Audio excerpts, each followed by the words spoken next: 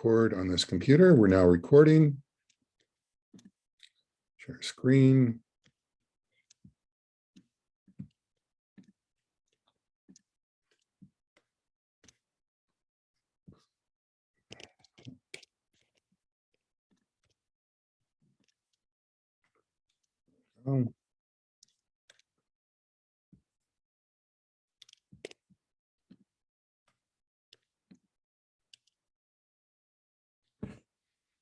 Okay. So like I said, we'll be talking about a very specific type of galaxies called active galactic nuclei, or AGNs for short. There's three types. You'll need to know those three types for the exam this coming Tuesday, the very next lecture time. And then we'll talk a little bit more about the Hubble expansion. In particular, I've got a series of questions for you all to hopefully try and explain Hubble expansion a little bit more. It's in some ways, it's a very difficult concept. So here's a picture of an active galactic nuclei. It looks like a normal galaxy, but it's vomiting stuff. You've got these extremely energetic jets at the top and the bottom. This is one type of what we call an active galactic nuclei. So about 20% of the galaxies in the universe are what we call bizarre. They don't follow the normal script of elliptical galaxies, spiral galaxies, or irregular galaxies. They're extremely luminous. In some cases, they're 1,000 times brighter than the Milky Way galaxy. And many of these include very bright jets. A jet is, in this context, just a stream of material that's visible in various wavelengths, sometimes visible, sometimes X-rays, sometimes radio, jets that are spewing out on the axis of the disk of the plane of the galaxy, so above and below, or sometimes just above. So the spectra is weird. What do I mean by that? What I mean by that is, in this course, we have talked about thermal spectra, and thermal spectra is down here where you see normal galaxy. That's a thermal spectra. And remember, I said any thick object in the universe has a thermal spectra, including you guys. And it's a very distinctive signature, and that signature tells you exactly how hot it is. The other type of spectra that we've talked about in this course have been emission spectra and absorption spectra. There's a type of spectra we haven't talked about, which is called a synchrotron spectra, and that's what active galactic nuclei are showing. And it's this really weird spectra. It's not a thermal spectra, it's not an emission spectra, it's not an absorption spectra, it's something else. That something else is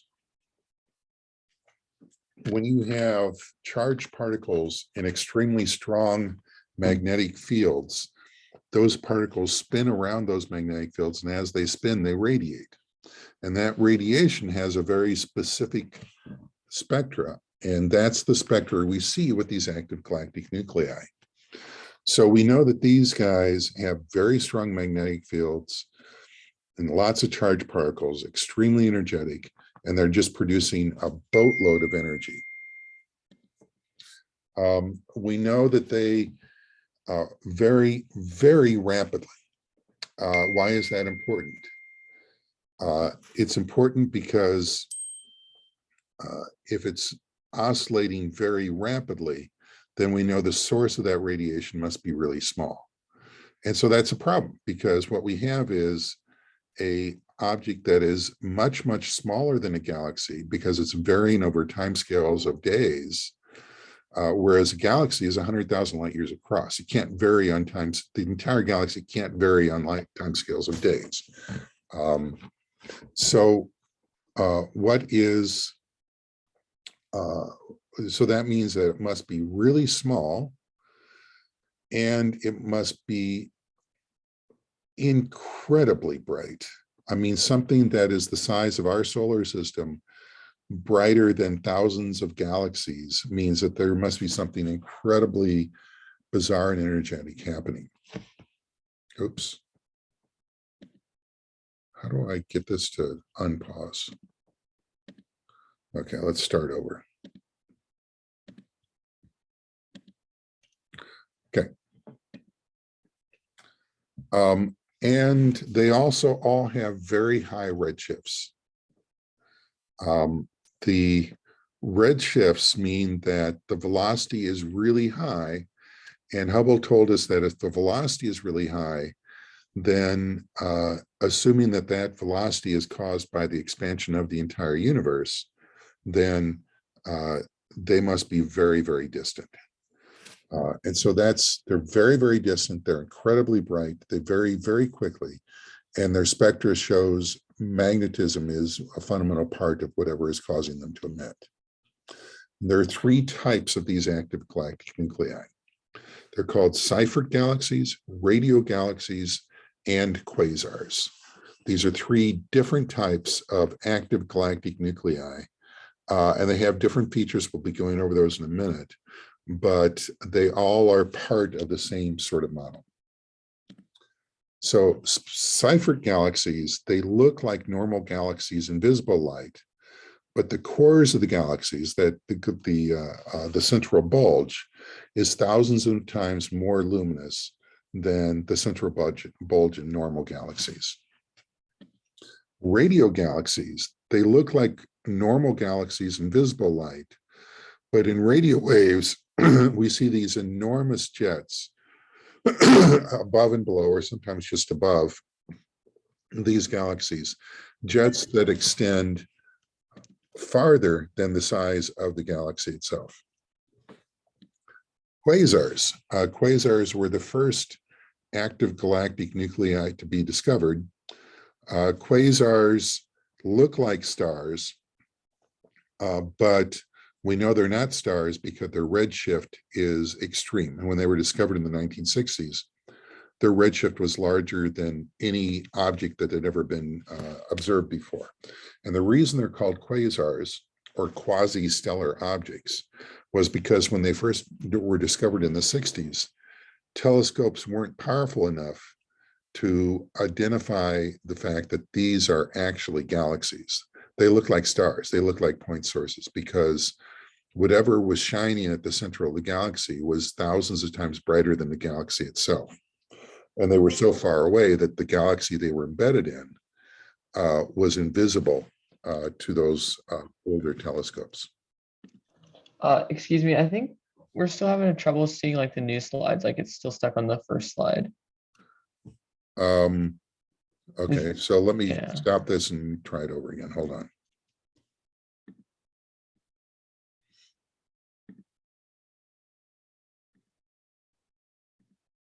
Okay, can you see it now? Yeah, yeah. Okay. Weird.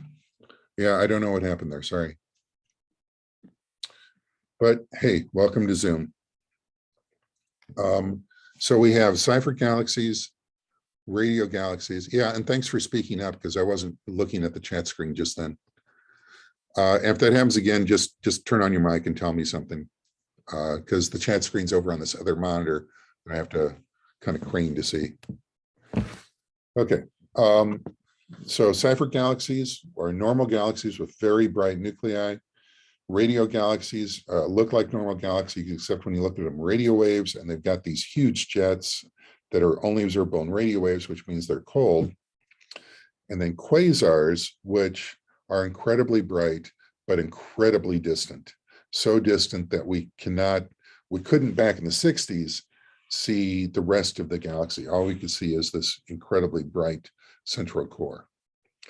And the redshift, when they were first discovered, is the largest redshift that had ever been observed. So I won't go into the details of these different types of galaxies, and I won't go into the decades of trauma trying to figure out exactly what these were, because they were the most bizarre objects known in the 1960s and the 1970s.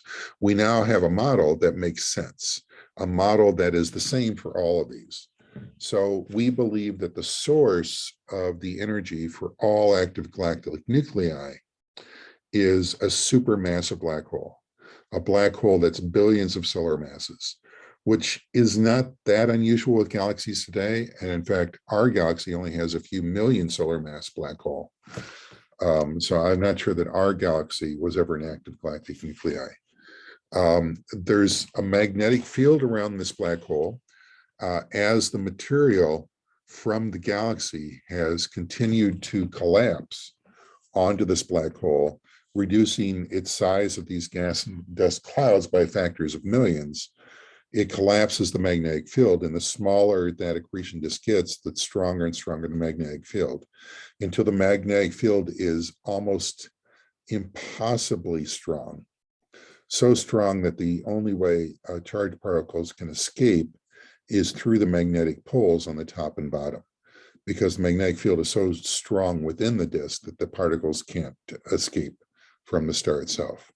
So the magnetic fields around the disk are compressed, and that compression essentially squeezes the charged particles out of these, out of the north and south magnetic poles.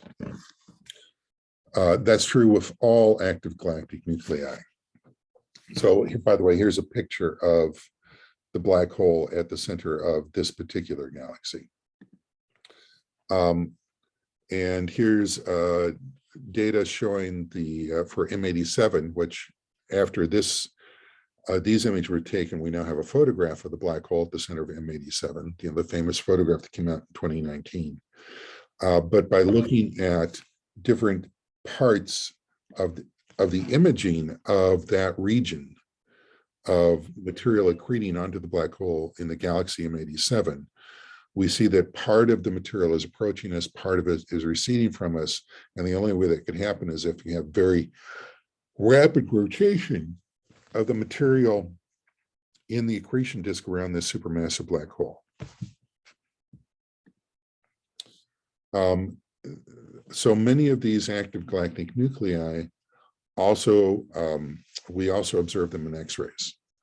And we believe that those X-rays emit in all directions from the inner regions of the accretion disk around the black hole, where the material next to the black hole is heated up through friction to enormous temperatures, temperatures where the thermal energy is in the X-ray or even the gamma ray range. However, if you're looking at it from the side, that accretion disk will block the X-rays, and we'll get into that in just a second. And again, all of these active galactic nuclei, the Cipher galaxies, the radio galaxies, and the quasars, all have these unusual spectra that are caused by synchrotron radiation. Synchrotron radiation being radiation caused by charged particles spinning in an orbit around magnetic fields, which is what particles do with magnetic fields. Okay. The other thing that is common to all of these active galactic nuclei, or most of them, is they have jets where the magnetic field squeezes material out of that accretion disk. And as it squeezes the material, the magnetic field gets wound up and compressed, and that compression of the magnetic field is what accelerates particles, charged particles, up along the jets at extremely high velocities. Hold on, just lost my, there we go.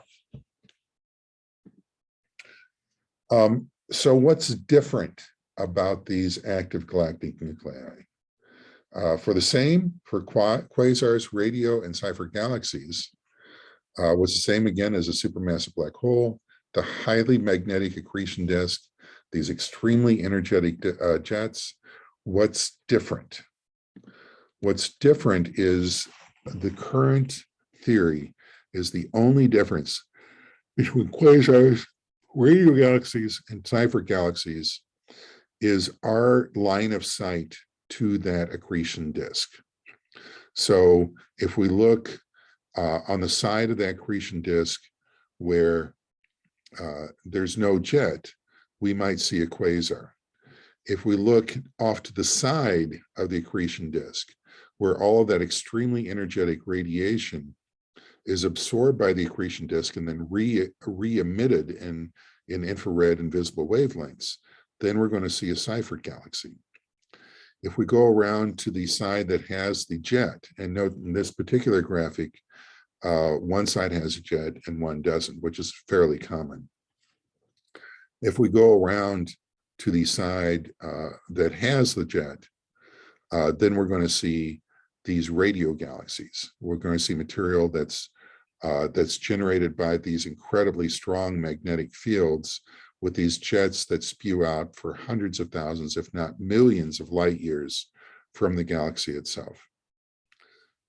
So you are not going to be responsible for figuring out what is the particular orientation of our line of sight to these accretion disks, and how does that relate to the different types of active galactic nuclei. What you are going to be responsible for is the fact that quasars, radio galaxies, and Seyfert galaxies are all essentially the same. The only difference is our line of sight to the accretion disk itself. That with some angles, the exact same galaxy will look like either a quasar, a radio galaxy, or a Seyfert galaxy, depending on your orientation to that accretion plane. By the way, if you have any questions, just type them in the chat, and I'll pick them up as soon as I see them. So how did these guys form? Short answer is we don't know. Okay. I mean, really, we just don't know. We do know that since all of these active galactic nuclei start with a supermassive black hole, that's got to be the starting point. And so we surmise that one way or another, these supermassive black holes formed at the very earliest parts of the universe. This is one of the reasons why the James Webb Telescope is so important, because given the fact it can see in infrared, it can see to the very early universe in a way that no other instrument has ever been able to do. And so we can see these supermassive black holes forming. And again, right now, we don't know how they formed. And so we believe that the supermassive black holes formed before the galaxies and stars themselves. And then that, in fact, it was these supermassive black holes that essentially created the galaxies, that pulled material from other parts of the universe towards it to have them accrete to form the gas and dust and the stars of the galaxy later on. So also along with that, so the current model is supermassive black holes formed. These supermassive black holes started attracting material, stars, gas and dust. And then these proto-galaxies started colliding with each other. In some cases, the supermassive black holes would actually collide with each other. In other cases, you would be left with a galaxy with multiple supermassive black holes. And we've observed that in several cases. But in both cases, the mass of the center of the galaxy continues to grow, which means it will attract more gas and dust and become a larger mainstream galaxy. Eventually, and this is important, eventually the supermassive black hole will go quiet. It will go quiet because it's basically eaten all the gas and dust that's within its regime. And when it goes quiet, what we wind up with is a normal galaxy with a supermassive black hole. So we think that Seyfert galaxies, radio galaxies, and quasars are part of the evolution of galaxies. In other words, those three galaxies, active galactic nuclei, are young galaxies, early galaxies that are part of the formation of galaxies. And they're incredibly bright because they still have a lot of gas and dust near the central supermassive black hole. And that gas and dust is being attracted to the supermassive black hole. And when it's attracted to it, that part of the galaxy lights up. We don't see a lot of these active galactic nuclei today in modern galaxies near us, because they basically have eaten up all of the fuel that they could consume in existing galaxies. And here's an interesting statistic. Quasars were about 1,000 times more common then than now, which means that How were we supposed to send anything for attendance this time? No. So I can do attendance. The Zoom website will list everybody that attended this Zoom. That's how I'll take attendance. And so the fact that quasars were thousands of times more common in the early universe, in the very high redshift universe, what that tells us is that they must have evolved into normal galaxies. And that's exactly what we believe happened. They're quasars because they're eating all the gas and dust that's close to them.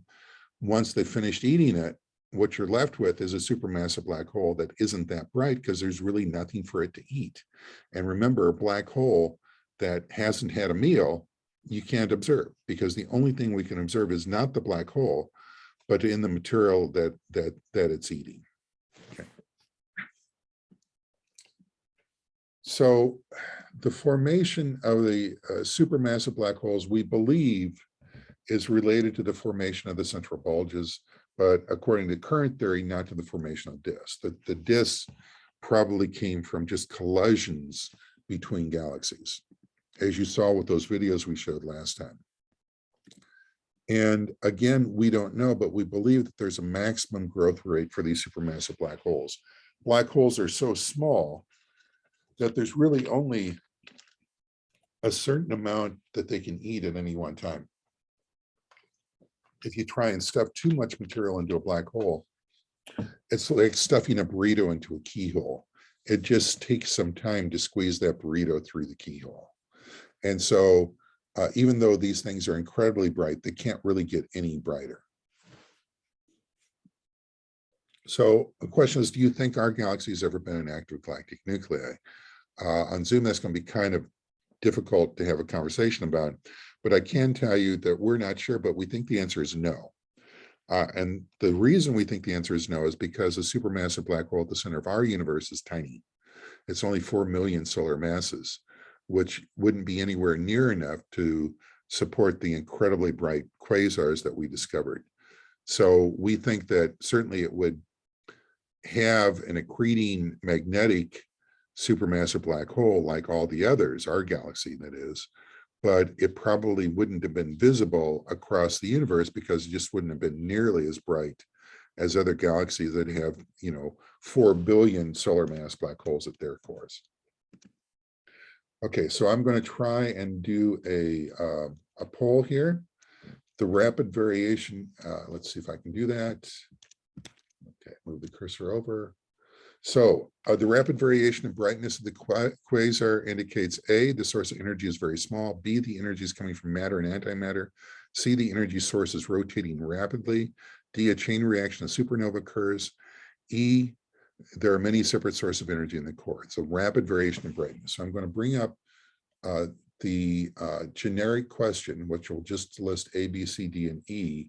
Unfortunately, it's probably going to cover the question. And so when I do questions, just look at the question, make your answer, and then select what you want, what you think is the answer.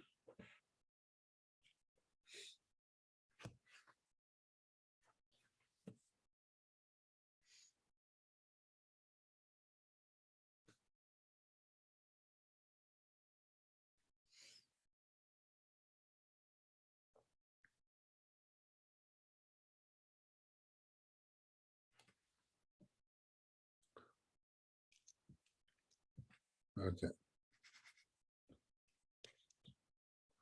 So let's end this now. Share the results. So a lot for A, but quite a bit for C. So I think both answers are okay. Answer A is actually the better answer because the rapid variation definitely tells us it's very small. It could be rotating rapidly. And if it's rotating rapidly, it must in fact be very small, because if it was very large, the rotation speed would exceed the speed of light. And so it's like rotating rapidly is a subset of the source of energy being very small, because both of those, the source has to be very, very, very small. Okay. So what is the most likely energy source for the energy of active galactic galaxies and quasars. A, the collisions of large spiral galaxies. B, large clusters of very massive luminous stars. C, a single supermassive superluminous star. D, accretion onto a supermassive black hole. E, numerous supernova. Let's redo that. Relaunch poll.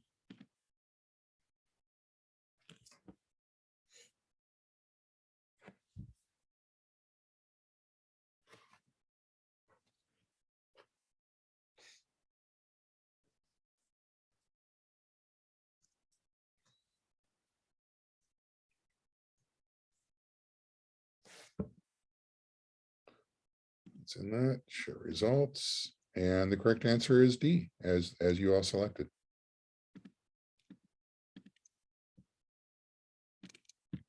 Okay. So that's it for active galactic nuclei. And so again, you're going to be responsible for the unified model, which is an accreting supermassive black hole that's highly magnetic, that shoots material out at jets, and that the difference between quasars, Seyferts, and radio galaxies is just the orientation of our view to that accretion disk. If you're oriented one way, it's a quasar, another way it's a Seifert, and a third way it's a radio galaxy. And you're not responsible for what those different angles are because it's a little fuzzy, as they say. So now we're going to talk yet again, about Hubble's law. Hubble's law, to refresh your memory, is the law that says that the universe is expanding, and it's expanding uniformly in such a way that the galaxies that are farthest away from us are moving the fastest, which means the entire universe is expanding. And it's the relationship is this equation here. The velocity of the expansion of a galaxy moving that is a distance d from us can be calculated by this equation.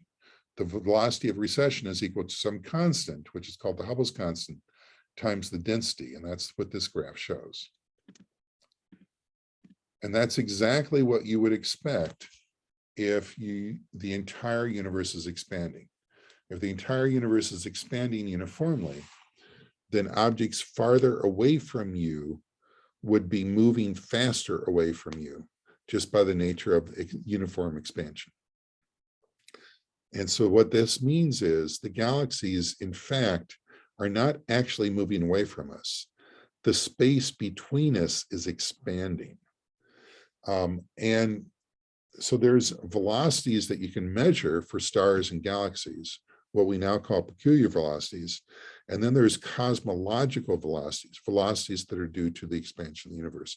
And most galaxies will have both. They will have motion towards or away from us based on just the random motion of that galaxy. But they're also, for distant galaxies, they're also moving away from us because the space between us and that galaxy is expanding. That's what Hubble expansion is all about. So the Hubble expansion is measured by what's known as the cosmological redshift. The cosmological redshift, which is often listed as Z, is a measure of how fast that velocity is. And the measure of how fast that velocity is how much it shifts the velocity of certain spectral lines. That's the way we calculate velocity. And so when you see cosmological redshift, you're basically talking about velocity. The problem is we've got two ways of talking about the same concept, which is the expansion of space. Why astronomers use two ways for that? Why do they use light years and parsecs? I mean, astronomers just are perverse when it comes to words. So cosmological redshift and Hubble expansion both refer to the same concept. So Hubble's law is a consequence of the expansion of the universe and the redshift caused by this expansion. And you'll see the term in the literature of high Z source. A high Z source is where the cosmological redshift, how much the frequency has changed, is really very large. And what that means is that a large redshift must mean that the thing is moving very fast, which means it's very far away. So high Z implies a very far away and very old.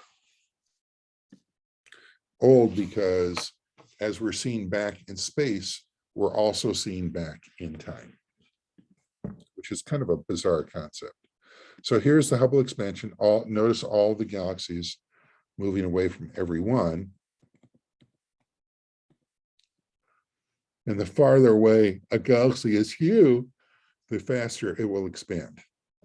Physicists used to think that the universe had existed forever, unchangingly, because that's what their observations of the night sky suggested. Needless to say, this view clashed with the origin or creation stories of most major religions, which hold that the universe had a beginning. So it's not surprising that it was a Catholic priest, Georges Lemaitre, who was one of the first major proponents of a new scientific viewpoint, that the universe did have a beginning. Lemaitre, of course, was also an excellent mathematician and scientist, and based this conviction not just on his religious beliefs, but upon new experimental evidence from Edwin Hubble that showed the universe was expanding. This evidence, combined with the mathematics of general relativity, allowed Lemaitre to rewind cosmic history and calculate that the farther back in time you go, the smaller the universe had to be. The natural conclusion is that everything we can currently see in the universe was at one point in time, more or less at one point in space.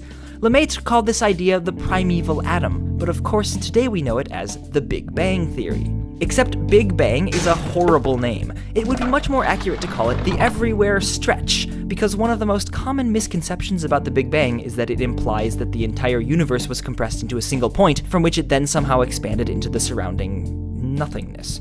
It is true that the observable universe, that is, the part of the whole universe we can see from Earth, was indeed shrunk down to a very, very small bit of space, but that bit of space was not a single point, nor was the rest of the universe also in that same bit of space. The explanation for this is the magical power of infinity. The whole universe is really big. Current data show it's at least 20 times bigger than the observable universe, but that's just a lower bound. It might be infinite. And if you have an infinite amount of space, you can scale space down, shrink everything to minuscule proportions, and still have an infinite amount of space.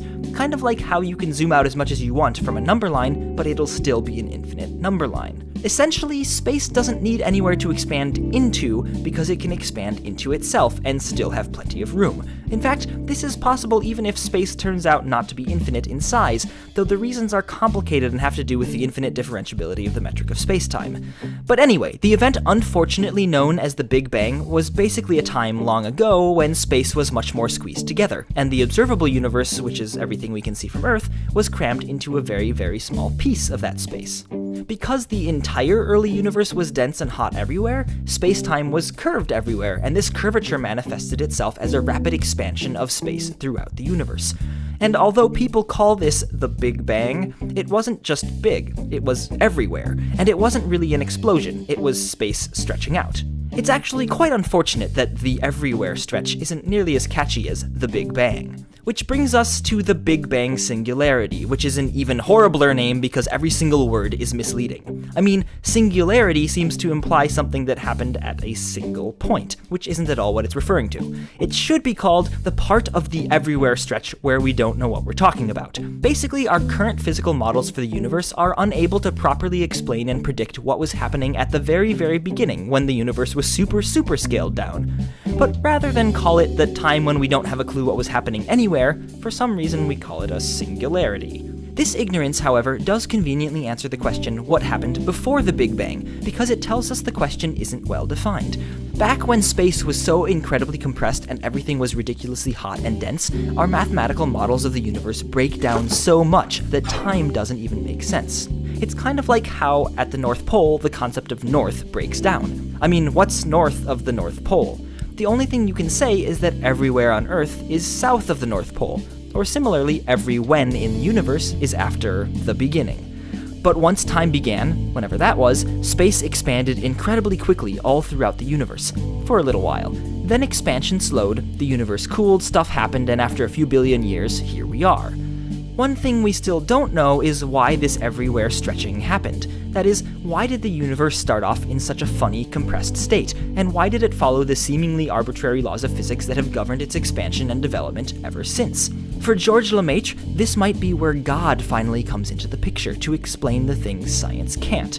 except that experimental evidence doesn't actually rule out the possibility that there may indeed be a time before the beginning, a previous age of the universe that ended when space collapsed in on itself, getting quite compressed and dense and hot, but not enough to mangle up our ideas of what time is. It would have then bounced back out, stretching in a fashion similar to what we call the Big Bang, but without the we don't know what we're talking about singularity part. So physics may actually be nudging us back to the view that the universe is eternal and didn't begin after all, in which case Professor Lemaitre might have to rethink his interpretation of the words "in the beginning."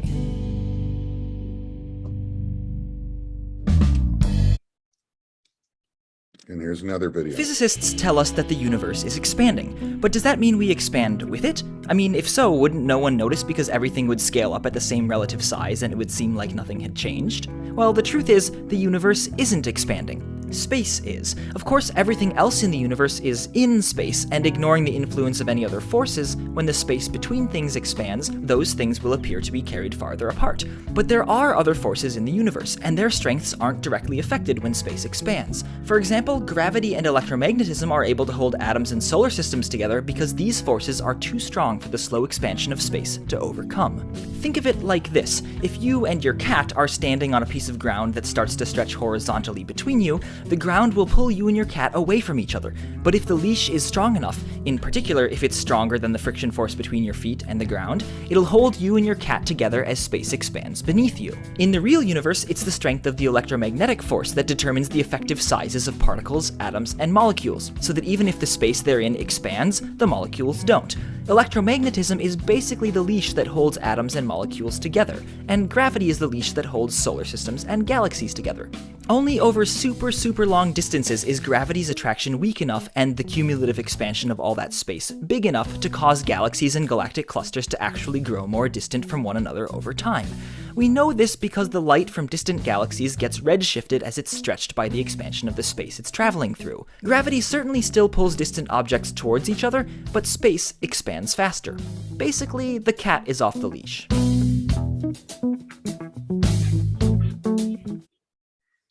Okay, let me skip these questions because I want to get to these questions. And we're going to be coming back to these plots over and over the next few lectures. Well, not on Tuesday, of course, because we have the exam on Tuesday, but for the next 2 lectures past the Tuesday exam, we'll be going over the Hubble expansion in excruciating detail because it's very important. So here's a question of a plot of distance versus velocity. So on these plots, this is the origin here is us. So this is me at the center of the Earth measuring the velocity of different galaxies with respect to the distance away from us. And here are 3 plots. That what I want to emphasize is this is not a plot of time advancing in this direction. In other words, it's not a plot where the origin represents the Big Bang and then time moves left to right. In fact, on this graph, time moves right to left. In other words, this is modern day. If you want to go back to the earlier days, you have to go to the right of the graph, because the farther out you look in the universe, the farther back in time you go. And so if you want to start at the beginning of the universe, the Big Bang, and then go forward in time, for these graphs, that would be going from right to left. Anyway, that's a hard concept. We'll be going over this again for the next 3 lectures, this lecture and 2 more. So the question is, which Hubble plot shows the fastest universe expansion, A, B, or C? I've given you a couple minutes to look at it. So let us try the poll.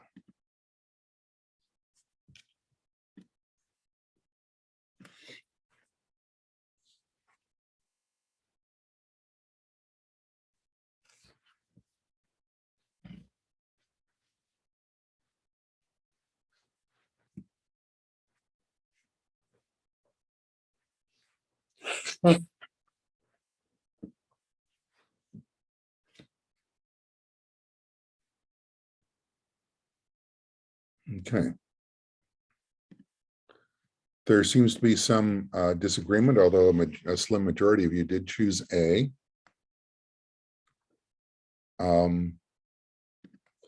And A is correct. So the way you know this is that as you look back in distance and back in time, you can see that here, these galaxies are moving very, very quickly away from us. So if they're moving very quickly away from us, that means as we roll time back, we don't have to roll time back very far when all the galaxies are on top of each other. So that means this is the fastest universe expansion. And so here, where the galaxies are moving away from us very slowly, that means that to roll the clock back, this galaxy is very far away and it's not moving very fast, which means it would take a very long time for it to return to the origin. So this is a very slow expansion, a very fast expansion. A B, I don't know why anybody would select B. It's intermediate between those two. Okay, so here's another one. Which Hubble plot shows the oldest universe? You can see why these are tricky, and they're just going to get trickier as we go through this.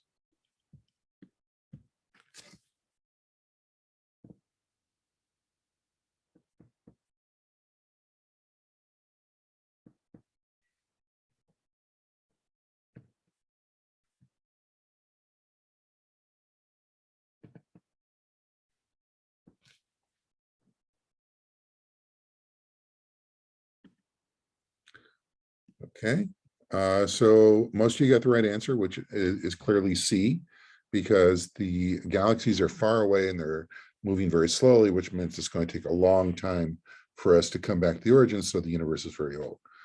And we got a few people at A and B, and then someone on D. I don't know what D would mean. Okay. Next question. Where do we receive light that is emitted closest to our time? A, B, or C? Okay. And let me launch that poll.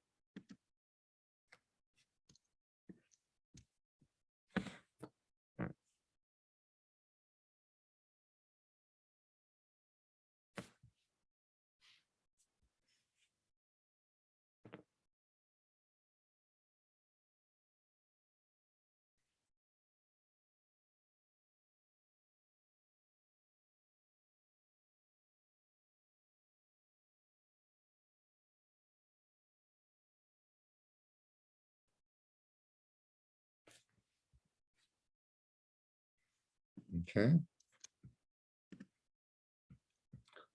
So most of you chose A, which is the correct answer. A few of you chose C.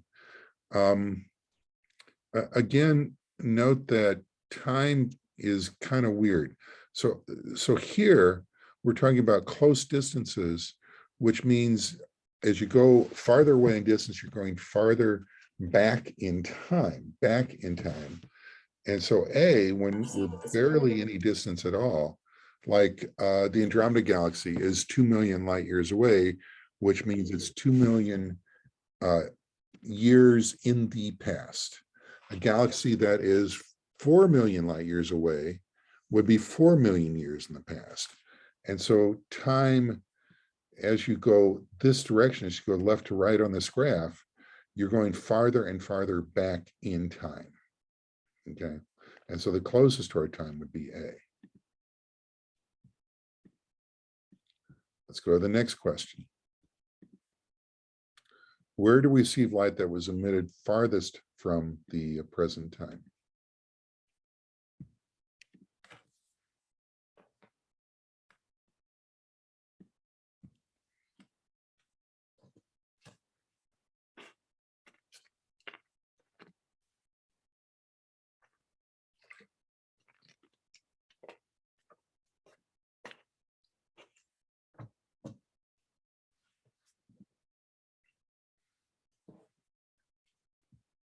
Okay. And of course, you got the right answer. That would be C.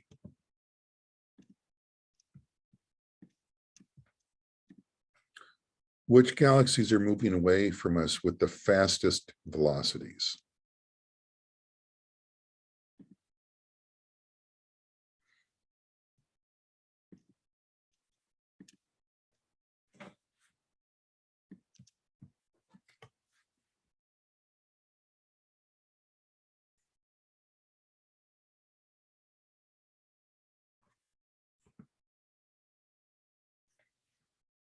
This is a little tricky.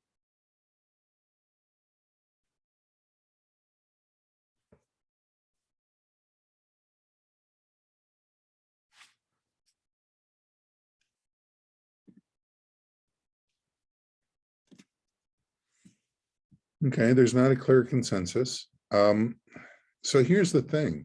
This is almost a trick question because it's very simple. Fastest velocities mean highest velocities. Well, I mean, just look at it. The highest velocity has to be c. Okay. Just because these have the highest number on velocity curve. So just looking at the graph, you don't need to know any physics to know that the answer has to be c. Which ones have the slowest velocities? Should be straightforward.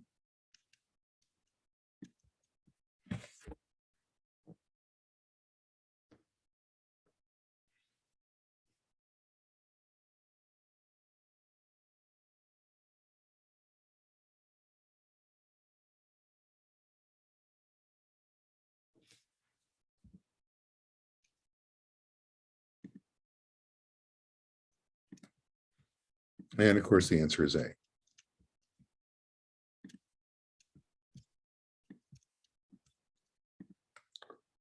Which has the fastest expansion rate?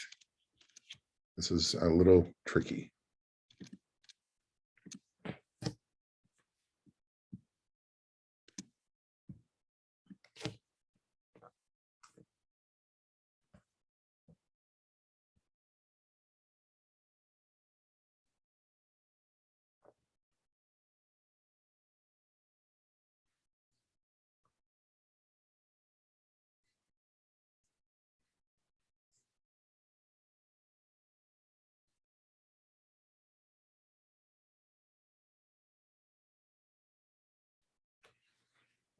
Okay. And here, unlike the velocity, the expansion rate is the change in velocity with respect to distance. So it's basically the slope of this line. So the fastest expansion rate is basically asking, where is the slope the greatest? And that would be A. Okay. So most of you are wrong, but it's not surprising because this is tough to understand. This is a graph of velocity. The expansion rate is the slope of the velocity curve.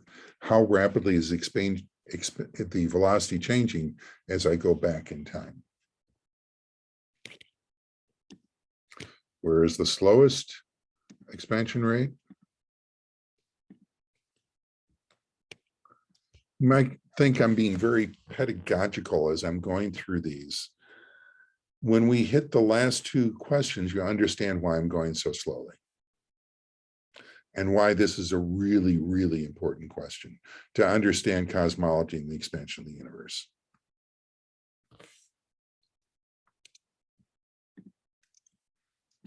And of course, you're all correct. The answer is C, that has the smallest slope.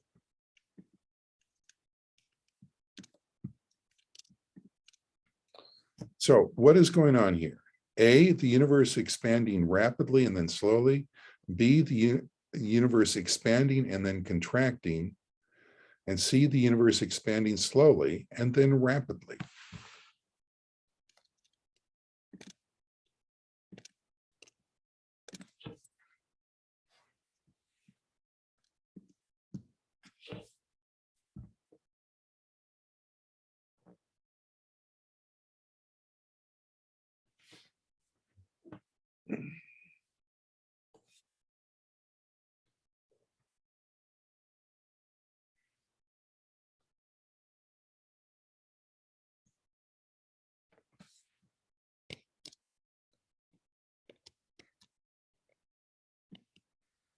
Yeah, I'd prefer if it done, I wish I could have done this section in person because I'd really like to have a face-to-face discussion about this.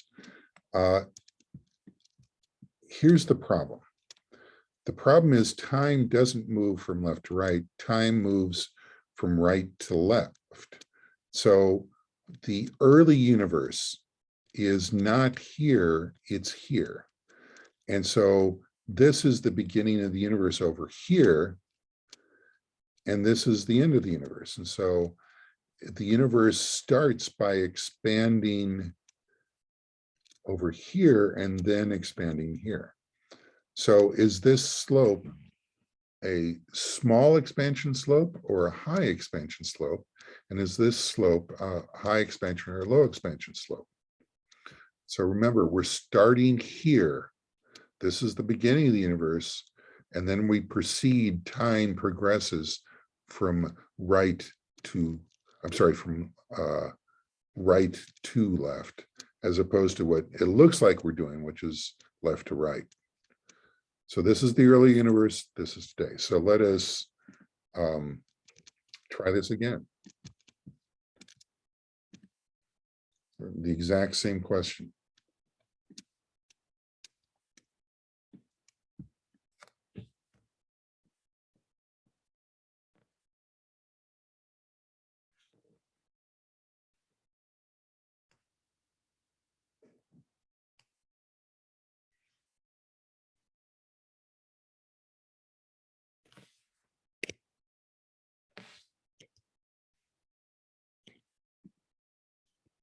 And most of you got that correct. The correct answer is C. It's C because the universe starts here, okay? And you have a slow expansion rate. The slope is just not that steep. And then as the universe progresses in time from right to left, the slope gets steeper and steeper. In other words, the universe is expanding at a faster and faster rate. And so the correct answer is this graph shows the universe expanding slowly initially and then expanding rapidly. So let's try this graph. What's going on here? A, the universe is expanding rapidly and then slowly. B, the universe is expanding and then contracting. C, the universe is expanding slowly and then rapidly.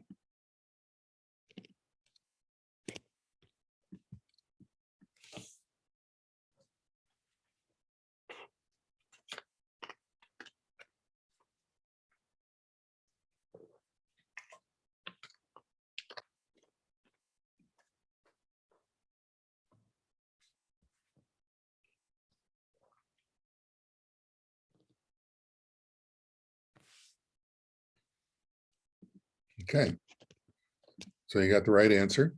The correct answer is A. The universe starts over here, so we have a rapid expansion and then a slowing down expansion. Okay. So over here we have a rapid expansion, and then the expansion slows down as we get farther in time, and we get to the present day being right there. So here is the most important of the graphs. Given that gravity is always attractive, which graph should we expect to see?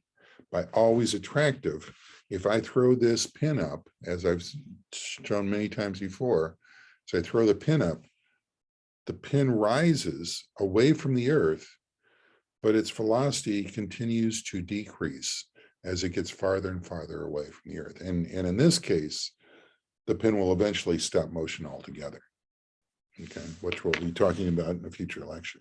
But right now, it's a question of what do you expect the universe to be like as you throw the pin up, since gravity is always attractive, as the universe expands initially, but then gravity continues to act on the entire universe.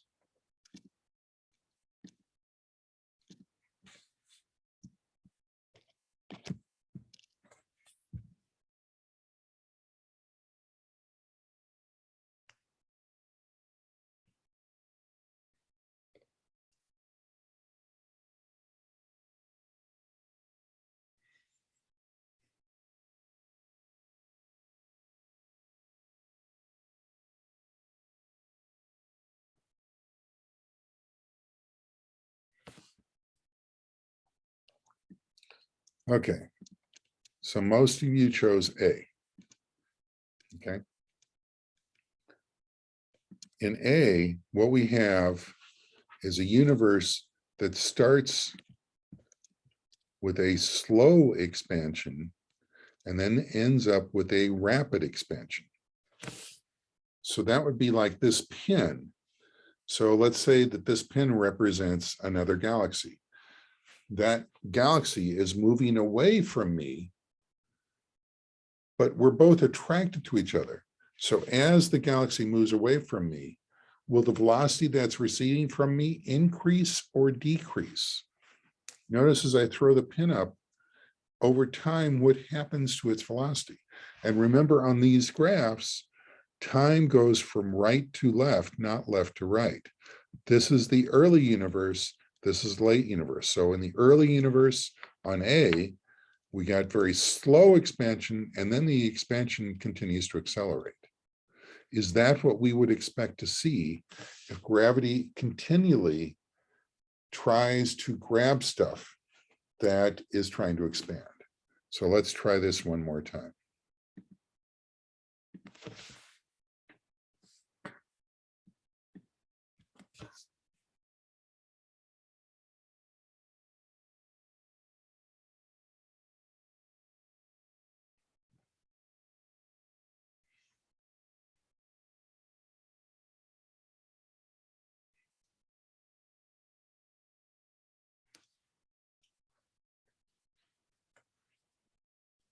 Okay. So now most of you choose B, which is the correct answer. And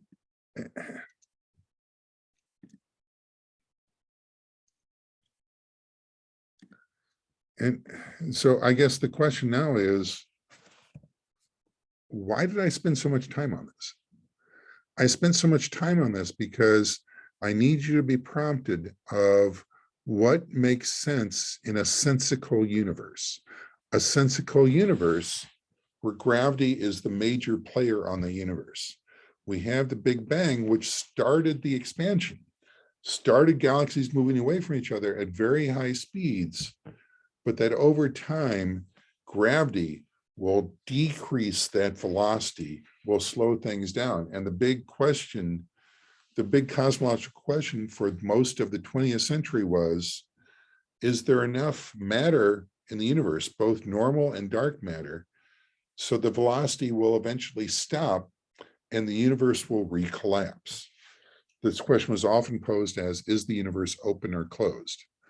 And the exact shape of this curve is exactly what people spent 100 years trying to calculate. And in 1998, they were able to calculate the shape of this curve. And when they calculated the shape of the curve, they came up with a big surprise, a really big surprise, one of the biggest surprises in all of science. And of course, everybody involved got a Nobel Prize. But that's for another lecture. So that's the end of today's lecture. I'll open up for questions. And okay, so Lee says, I'm kind of lost. Lee, can you turn on your mic and talk to more about that? I'm just thinking of like basic physics, and it's Yeah. like, it seems to me almost like everything is the opposite, or at least like, Okay. that's why I guess it's hard for me to wrap my head around. So just think, as Caleb says, the video of the gravitational attraction is the leash between the human and the dog. Gravity is always attractive between everything. And so if you just keep on thinking about this pin being thrown up, the pin represents another universe, and that pin is going to be attracted back to all the other matter in the universe, just like everything else. And so in a normal universe that starts with a huge explosion, that explosion will eventually slow down because everything's attracted to everything else. It's like just anytime you throw something up in the air, its velocity is going to decrease. And So question, so you throwing the pen in the air, that's graph B, or that's A? That is graph B. And the reason why it's confusing is because this graph starts with us. We are at the origin, okay? And as we go to farther distance away from us, we're going farther back in time. In other words, time is in the negative direction. This is farther back in time until we get to the origins of the universe itself, which is over here on the right. And so that's why this is confusing, because the axis of the graph is reversed. But I'm doing this because it's looking back in distance, forward in distance from the present time. So here is the origin of the universe. I throw the pin up, and now time goes this way. And now the pin is going slower and slower. The velocity continues to decrease, okay? So that's why it was confusing. I'm sorry, I know this is hard. This is why I went so slowly over these graphs and why those graphs are very confusing.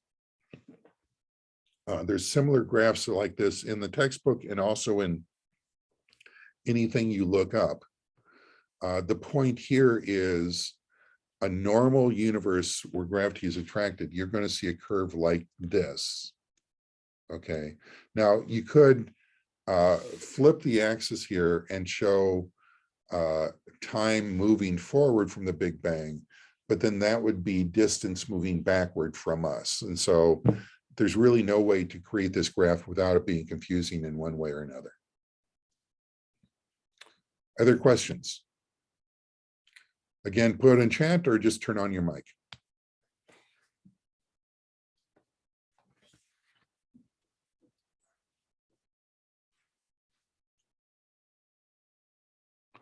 Do you know who got the bonus points from last worksheet? Yes, actually I do.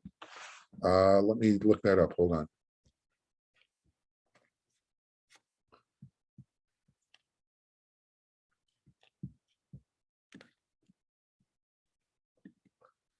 Okay, so that would be lecture 21. Oops, fill that. Let me.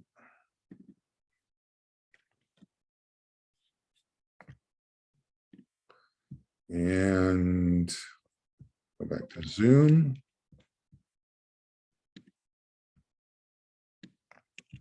Share screen. There we go. I didn't get anything from Echo last time, but Golf Hotel India and Juliet got perfect scores. So, but I was going to show that on Thursday when I'll actually be back in class. Other questions?